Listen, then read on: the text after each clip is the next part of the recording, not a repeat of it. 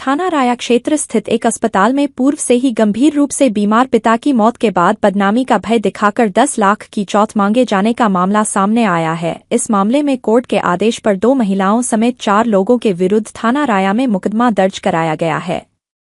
इस संबंध में जानकारी देते हुए राया स्थित संगी अस्पताल के वरिष्ठ चिकित्सक डॉक्टर राहुल द्वारा बताया गया कि 16 जुलाई को रामनगर लक्ष्मी नगर जमुना पार निवासी हनुमत सिंह द्वारा अपने बीमार पिता दलबीर सिंह को संगी अस्पताल में चिंताजनक दशा में भर्ती कराया गया, क्योंकि दलबीर सिंह के हृदय का ऑपरेशन पूर्व में ही हो चुका था। इसके अलावा उन्हें छाती में दर्द, कफ और सांस लेने में शिकायत थी। बावजूद इसके अस्पताल के कुशल चिकित्सकों द्वारा समुचित उपचार दिया गया, लेकिन हालत खराब होने पर दलवीर की 4 दिन बाद मौत हो गई। इस पर हनुमंत और उसके साथी अपने पिता के शव को वहां से ले गए और उसका अंतिम संस्कार भी कर दिया, लेकिन बाद में हनुमंत अपनी बहन अनीता और बबीता के साथ संगी हॉस्पिटल पहुंच गया और वहां जमकर हंगामा काटा और अस्पताल के सीईओ अखिलेश कुमार सिंह से 10 लाख रुपए की चौथ, अन्यथा अस्पताल को बदनाम करने की धमकी दी। चौथ देने से मना करने पर बबीता, अनीता और हनुमंत द्वारा स्वास्थ्य विभाग समेत पुलिस और अन्य स्थानों पर अस्पताल की शिकायत की गई। स्वास्थ्य विभाग और पुलिस की जांच में अस्पताल को क्लीन चिट मिली। बावजूद इसके नामजद लोगों द्वारा चौथ के लिए दबाव डाला जा रहा है।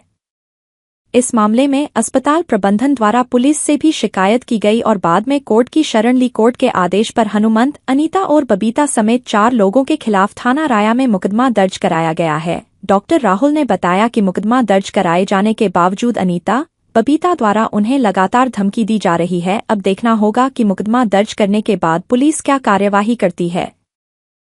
नमस्कार, मेरा नाम डॉक्टर राहुल है। मैं संगी हॉस्पिटल राया का मेडिकल डायरेक्टर हूँ।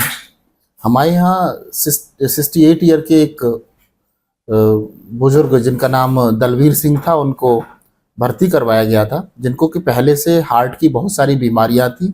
इनका उपचार दिल्ली के बहुत बड़े बड़े अस्पतालों में हो चुका था और हृदय में स्टंट भी लगाए जा चुके थे।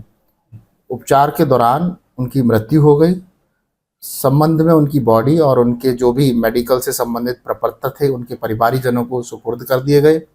लेकिन उनके कुछ दिन बाद 2 महिलाएं, जिन्होंने अपने आप को बबीता और अनीता बताया, साथ में 3 पुरुष भी थे। एक व्यक्ति ने बताया कि वो उन दोनों महिलाओं का भाई है, जिसका नाम हनुमंत था, ने बहुत सारी चीज़ों की डिमांड करना शुरू कर दिया।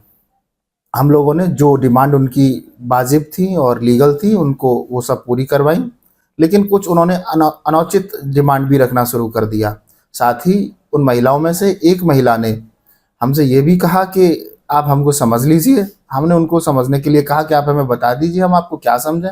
तो उन्होंने कहा कि आप मेरा भाई, चूँकि वो बेरोजगार है, कुछ करता नहीं है, उसको 10 लाख रुपया दे दीजिए और यही मामले को रफा दफा कर देते हैं।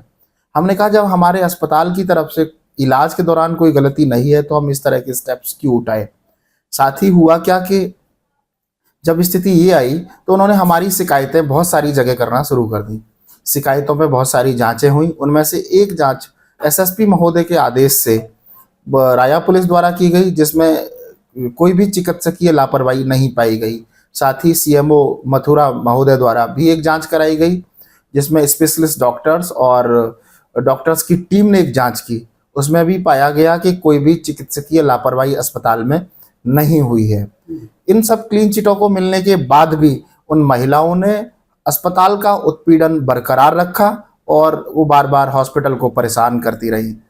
परेशान करने के बाद बाकी बहुत सारे लोगों से मैसेज भिजवाना, बार्गेनिंग करना, 10 लाख रुपए की अनौचित डिमांड करना, इससे अस्पताल प्रशासन परेशान होता रहा। साथ ही स्थिति यह आई कि अस्पताल प्रशासन को न्यायालय की शरण लेनी पड़ी और न्यायालय के द्वारा एक बहुत ही अच्छा डिसीजन आया और उस डिसीजन में ये कहा गया कि उक्त दोषियों के खिलाफ, अनीता, बबीता और हनुमंत सिंह और 2 अज्ञात व्यक्तियों के खिलाफ तुरंत एफआईआर दर्ज हो, जांच हो। अगर ये दोषी हैं तो इन्हें दंडित किया जाए। प्रथम दृष्टया न्यायालय ने इनको दोषी पाया है और इनको कठोर दंड देने के लिए एक इन्वेस्टिगेशन टीम बनाई गई है। अभी एफआईआर राया थाना में दर्ज कर ली गई है और मुझे भारतीय न्याय प्रणाली और मथुरा एडमिनिस्ट्रेशन पर पूरा भरोसा है कि वो अस्पताल प्रशासन को न्याय दिलवाएंगे और दोषियों के खिलाफ कड़ी से कड़ी कार्रवाई करेंगे।